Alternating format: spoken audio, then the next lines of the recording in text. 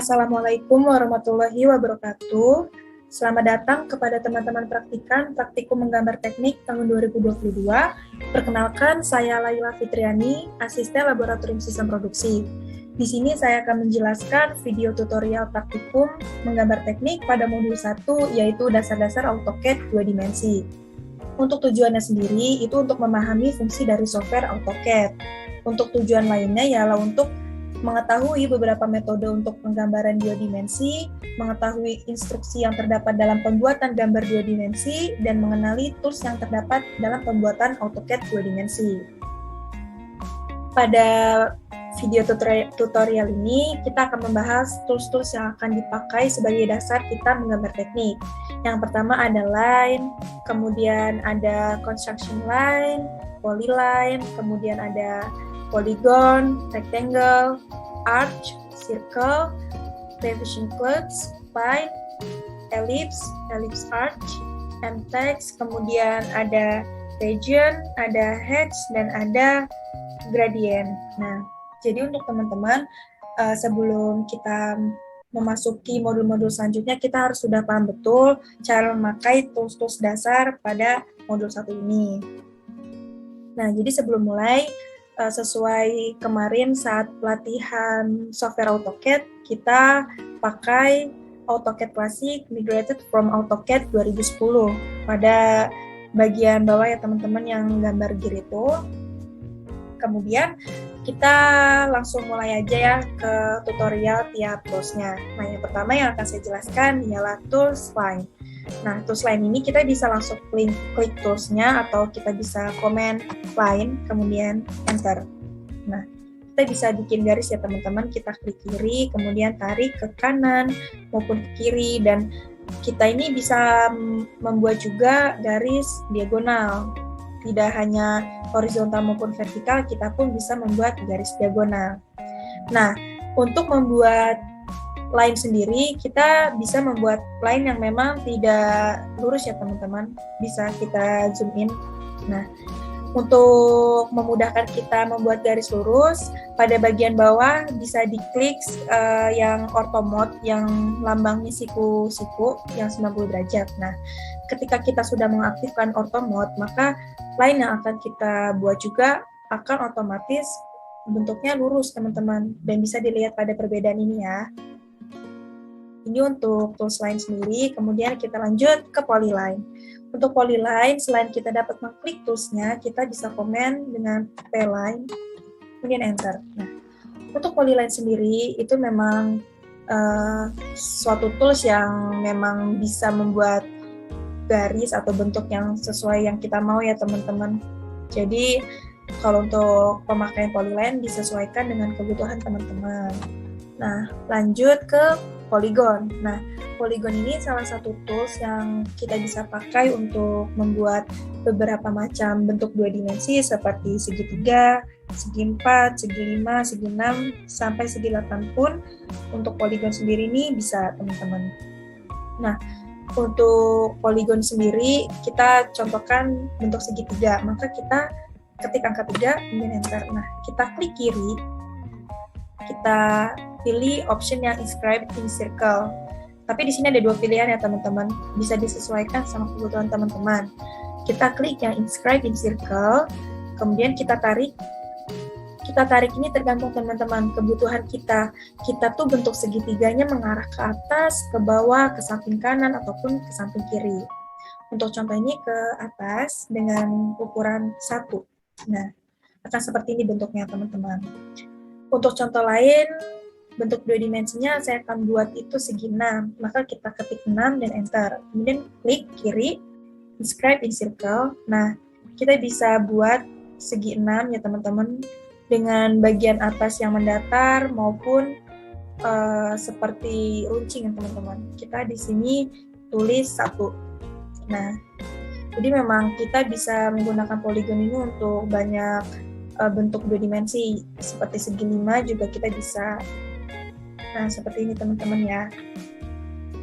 Oke, untuk polygon sudah, kemudian kita lanjut ke rectangle. Nah, rectangle ini salah satu tools yang kita gunakan untuk membuat objek seperti persegi maupun persegi panjang.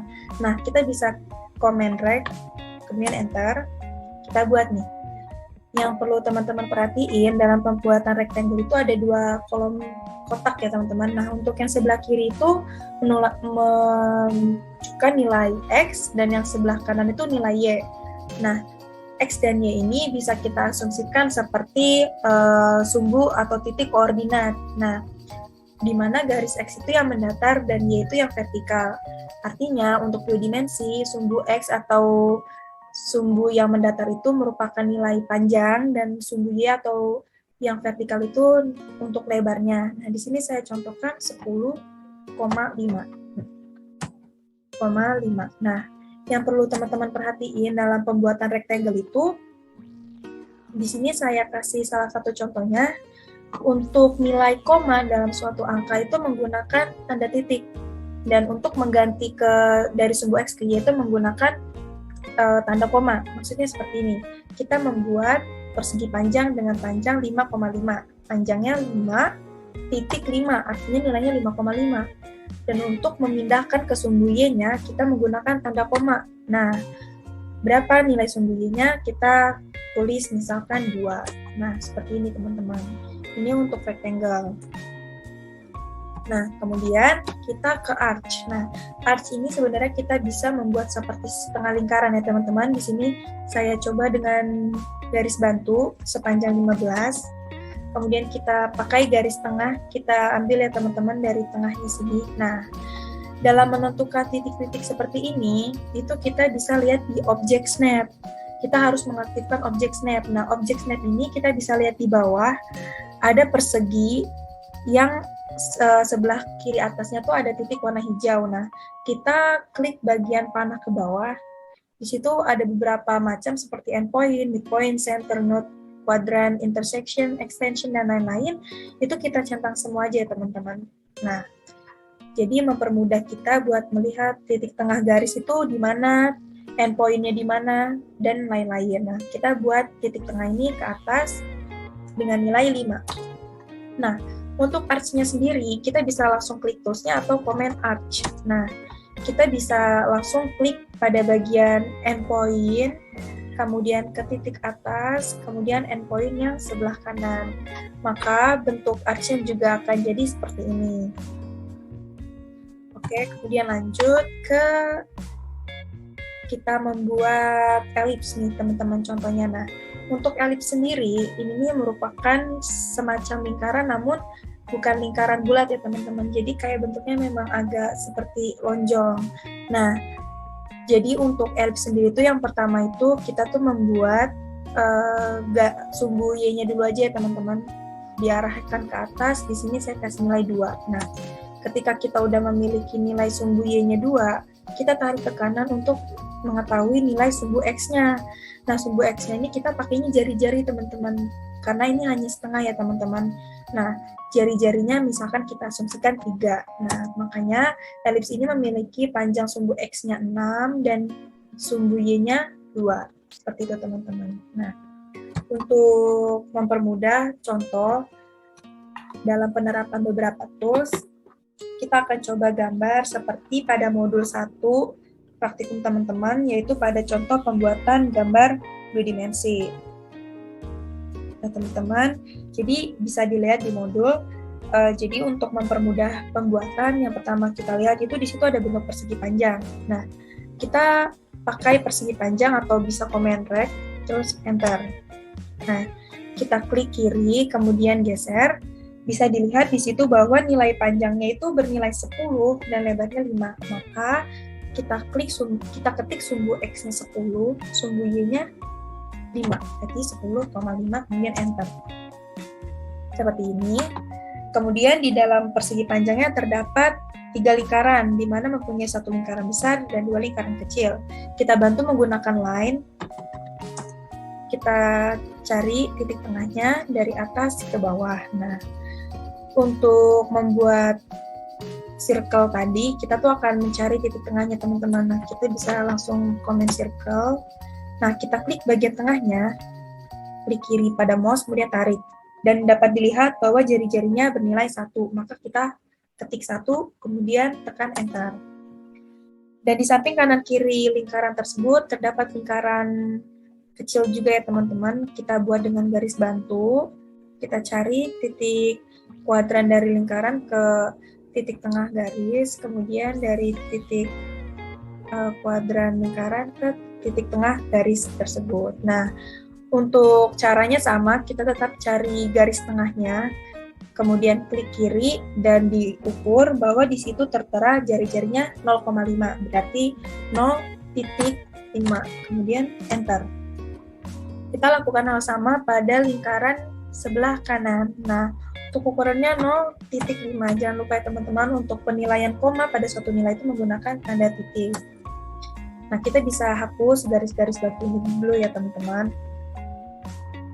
Terus kemudian di situ ada bentuk poligon. Nah, poligonnya sendiri itu berbentuk persegi 5. Nah, maka kita bisa komen poligon atau langsung klik toolsnya. Kemudian cari titik tengahnya nih teman-teman. Nah, sebelum cari titik tengah, kita lihat nih bahwa poligon ini yang kita cari adalah bentuk persegi 5. Makanya kita ketik 5, kemudian enter. Kemudian cari titik tengahnya, kita klik, kemudian inscribe in circle. Karena di situ bentuk panahnya arahnya ke atas, maka dari itu kita arahkan ke atas dengan nilai 1. Kemudian kita ketik 1 dan enter. Kita lakukan hal yang sama pada yang sebelah kanan. Kita ketik angka 5, enter, dan cari titik tengah, klik, kemudian klik inscribe in circle, arahkan ke atas sesuai bentuk yang sebelumnya dengan 1, ketik, kemudian enter. Nah, sudah setengah jadi ya teman-teman. Kemudian kita membuat arch. Nah, arch ini dapat kita dilihat di modul bahwa memiliki diameter 5, teman-teman. Jadi, kalau misalkan kita memiliki nilai diameter lingkaran itu 5, maka jari-jarinya 2,5. Maka dari itu kita bantu dengan garis bantu sepanjang 2,5. Kita buat garis 2,5 dengan line, ketik, kemudian enter, kemudian kita ke arch. Nah, arch sendiri kita bisa komen arch, kita bisa langsung klik di titik-titik yang membentuk arch itu sendiri, seperti ini. Nah, kita juga bisa lakukan hal yang sama pada yang sebelah kiri ya teman-teman. Tadi jari-jarinya 2,5, kita ketik, kemudian enter, kemudian komen arch, kita tentukan titik-titik yang akan membuat arch itu sendiri. Nah, kita dapat menghapus garis bantunya. Nah, selanjutnya kita membuat bentuk elips di bawah persegi panjang. Nah, bisa dilihat di situ bahwa nilai Y-nya pada elips tersebut itu bernilai 2. Kita bantu dulu dengan garis, kita cari titik tengahnya dengan line, kemudian buat garis lurus tegak sepanjang 2. Kemudian enter. Nah, untuk membuat elipsnya sendiri, kita bisa langsung klik tools elips. Karena tadi kan sudah tahu ya nilai sumbu Y-nya itu 2, maka kita klik dari titik endpoint bawah ke endpoint atas. Dan kita sudah dapat nilainya 2. Kemudian, berapa nilai untuk sumbu X-nya? Nah, sumbu X-nya pada model ini kita lihat bahwa nilainya sejajar dengan bentuk persegi panjangnya, yaitu panjang dari persegi panjang tersebut. Itu 10 nilainya. Dan pada elips ini kita menggunakannya jari-jari. Ketika kita membuat diameter 10, maka jari-jarinya itu 5. Kita ketik 5, kemudian enter. Nah, kemudian sudah kita hapus garis bantunya. Kemudian saya contohkan lagi, ini salah satu arch lagi ya teman-teman. Sebenarnya ini bisa pakai arch, tapi bisa juga pakai polyline. Nah, untuk polyline sendiri saya akan coba buat. Yang pertama, pada gambar yang di atas ini saya akan beri garis bantu, itu sepanjangnya 1,5 ya teman-teman. Ke atas kita klik 1,5 kemudian enter. Nah, untuk polyline yang bergelombang itu kita pakai polyline atau P-line, kemudian tekan enter. Nah, untuk polyline sendiri bisa garis lurus ya teman-teman. Kita klik 1,5 kemudian enter. Nah, untuk membuat gelombangnya sendiri itu kita ketik A, kemudian enter, kemudian ke samping 1, enter, ke bawah kita ketik 1, enter, kemudian ke atas lagi 1, enter, kemudian arahkan ke bawah, ketik 1, enter, dan ke arah atas, ketik 1, kemudian enter. Nah, hal yang sama bisa kita lakukan di bagian sini, teman-teman. Nah, kita coba lagi ya, teman-teman ya. Saya bantu dengan garis bantu 1,5 dengan line. Nah, untuk artinya sendiri, di sini menggunakan polyline. Kita komen P-line, dan enter. Tadi saya coba bantu lagi dengan garis 1,5, teman-teman. Nah, jangan lupa untuk membuat polyline bergelombang kita menggunakan ketik A, kemudian enter. Kemudian arah atas itu bernilai 1, enter. Bawah ketik 1, enter. Atas ketik 1, enter. Bawah ketik 1, enter, dan kemudian yang terakhir ke arah atas ketik 1, enter. Nah, kurang lebih begini contoh gambar yang ada di modul ya, teman-teman. Nah, jadi setelah kita menentukan modelnya, kita akan membuat dimensinya dulu nih, teman-teman. Nah, gimana sih caranya membuat dimensi? Nah, untuk membuat dimensi itu sendiri, kita lihat di menu bar di bagian sini ya, teman-teman, yang abu-abu ini kita klik dimension ke dimension style. Nah, akan muncul kotak untuk kita mengedit atau nge-style si dimension ini. Kita klik modify, kemudian kita ke lines. Nah, karena background saya ini putih dan objeknya berwarna hitam, agar membedakan maka saya akan membuatnya dengan garis berwarna merah. Dan teman-teman juga ikuti berwarna merah ya, teman-teman. Nah, kemudian setelah garisnya berwarna merah, kita ke teks. Nah, teks ini tuh untuk teks angkanya, teman-teman. Nah, untuk fontnya sendiri, kita stylenya itu kita klik yang titik 3, kemudian pada font name kita klik yang panah ke bawah, kemudian kita ketik TXT. Nah, klik TXT, kemudian kita apply, kemudian close. Untuk teks warnanya juga tetap ya, teman-teman, warna merah agar bisa dibedakan. Dan di sini kita untuk teks height-nya kita pakai contohnya 1 dulu deh, teman-teman, 1. Kemudian untuk fit-nya tidak ada yang berubah, dan untuk primary units-nya karena tadi juga nilainya hanya 2 digit ya, teman-teman, dan 1 digit di belakang koma, maka untuk precision-nya kita pakai 0,0. Kemudian kita klik OK, kemudian close. Nah, setelah itu kita langsung ke mengatur dimensinya, teman-teman.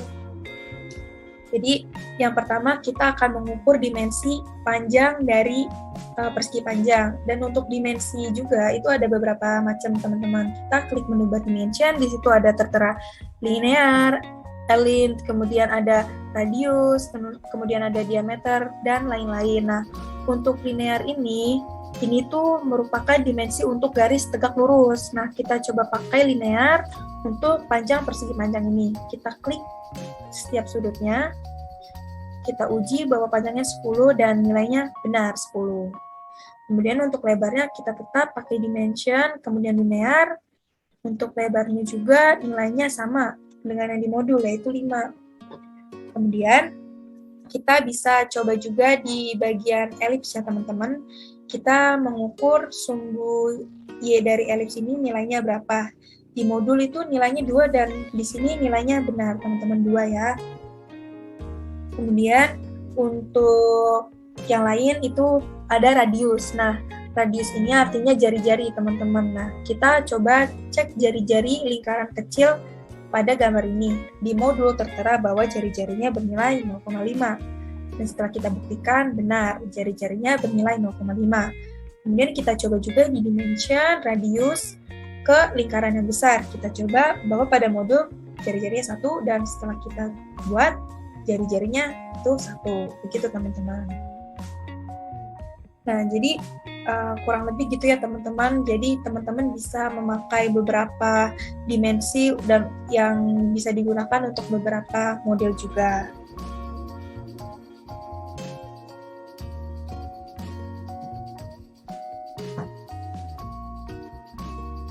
Nah, Setelah kita membuat model, kita akan membuat etiket, teman-teman. Nah, jadi etiket sendiri ini kita ada ketentuannya ya, teman-teman ya. Jadi, gambar ini kita klik 2 kali dulu untuk menyesuaikan letaknya. Setelah diklik 2 kali dan setelah pas, kita yang bagian model kita klik lagi. Nah, agar tidak bergeser ya teman-teman objeknya. Dan untuk layoutnya sendiri kita akan ubah. Jadi sebelumnya kita hapus saja dulu teman-teman.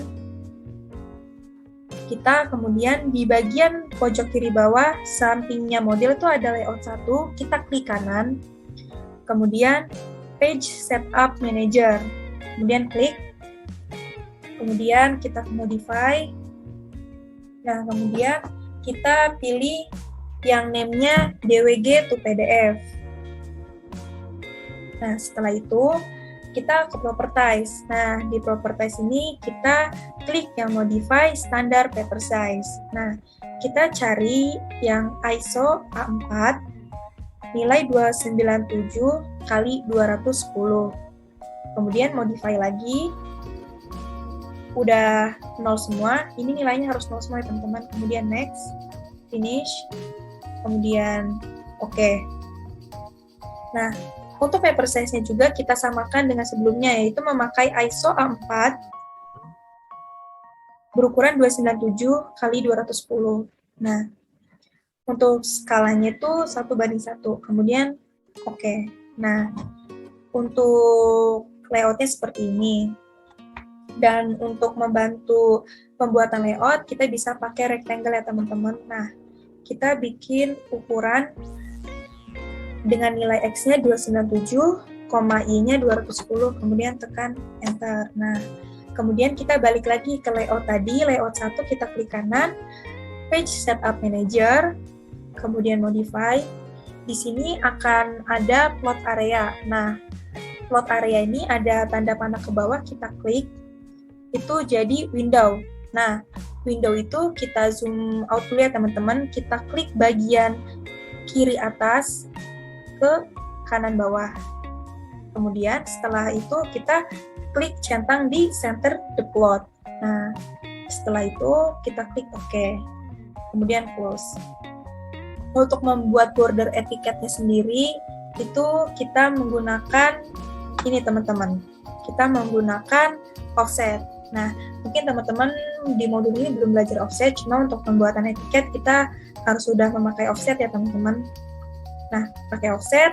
Nah, untuk nilai offsetnya sendiri itu 10. Kemudian tekan Enter. Nah, di sini ada perintah untuk memilih objek untuk di offset ini teman-teman. Nah, kita klik bagian luaran sisi-sisi di bagian etiket ini teman-teman. Nah, nanti kita klik luaran sini, sisinya, kemudian kita tulis 10, kemudian Enter.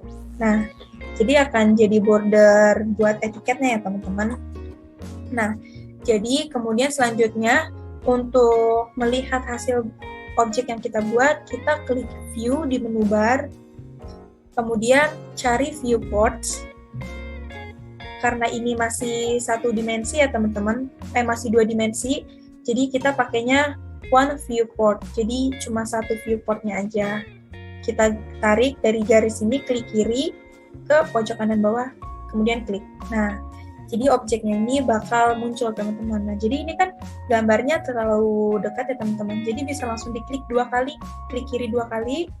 Nah, kita bisa zoom out maupun zoom in dari objek ini dan kita bisa geser dengan roll yang ada di mouse ya teman-teman. Nah, kita sesuaikan. Kemudian setelah pas, kita klik model yang ada di bawah. Nah, jadi objeknya tidak akan bergeser. Dan untuk etiketnya sendiri, kita akan buat itu sesuai etiket yang ada di perintah ya teman-teman saat sosialisasi. Di situ sudah ada tertera ketentuannya, jadi teman-teman itu bisa ikutin sesuai yang ada di sosialisasi ukurannya. Dan untuk pertanyaan-pertanyaan terkait etiket itu bisa ditanyakan langsung ketika teman-teman semua bimbingan kepada asisten pembimbingan masing-masing. Nah, jadi kurang lebih pada modul 1 ini video praktikumnya seperti ini. Untuk model dan layoutnya tadi, untuk etiket dan lain-lain bisa ditanyakan lewat asisten pembimbing. Nah, kurang lebihnya mohon maaf. Sekian dari saya. Wassalamualaikum warahmatullahi wabarakatuh.